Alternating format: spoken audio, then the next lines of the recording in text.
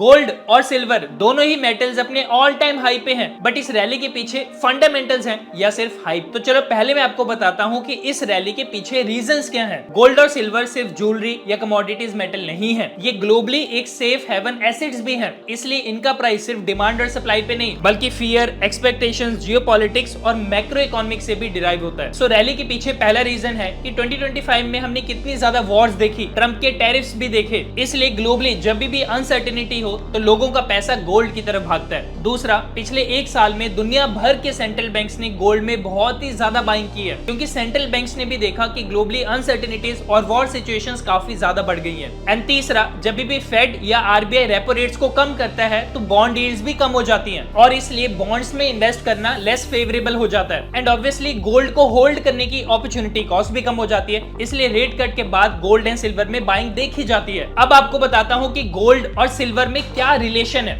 आप चार्ट्स देखेंगे तो गोल्ड एंड सिल्वर में आपको काफी कोरिलेशन दिखेगा, बट ज्यादातर टाइम गोल्ड पहले रिएक्शन देता है एंड सिल्वर उसको कैचअप करता है। एंड गोल्ड तो प्योरली एक सेफ हेवन एसेट है, बट सिल्वर एक safe haven plus industrial metal भी है। आज के टाइम में सिल्वर का यूज इलेक्ट्रिक व्हीकल्स और सोलर पैनल्स में बहुत ही ज्यादा बढ़ गया है, इसलिए सिल्वर तो डिमांड की वजह से भी बढ़ रहा है। बाकी आप ये चार्ट देखो, गोल्ड टू सिल्वर रेशियो एक चीज होती है, जब आप गोल्ड के प्राइसेस को सिल्वर से डिवाइड करते हो तो आपको ऐसा कुछ चार्ट देखने को मिलेगा। And gold and silver ratio का एवरेज हिस्टोरिकली 65 रहा है। मई 2025 में ये रेशियो 100 तक आ गया था, विच शोड कि सिल्वर वहां पे अंडर वैल्यूड है। एंड अभी सिल्वर की रिसेंट रैली के बाद ये रेशियो दोबारा 65 पे आ गई है। तो गोल्ड टू सिल्वर रेशियो एक बहुत ही क्रिटिकल लेवल पे है। बाकी आपको क्या लगता है कि गोल्ड और सिल्वर यहाँ से ऊपर जाते रहेंगे या फिर करेक्शन आएगा? कमेंट्स में मुझे जरूर बताना। Investments in the securities market are subject to market risk. Read all related documents carefully before investing.